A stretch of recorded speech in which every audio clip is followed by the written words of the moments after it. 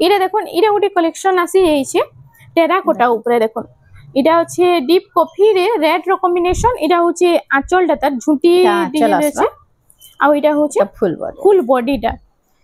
I তার প্রাইসটা কানা রহবা এটা আসবা 5200 রে 5200 টঙ্কা রে দেখুন আমি নিজে भी পিন্ধি চাই তার কলর এটা আসবা দেখুন আঁচল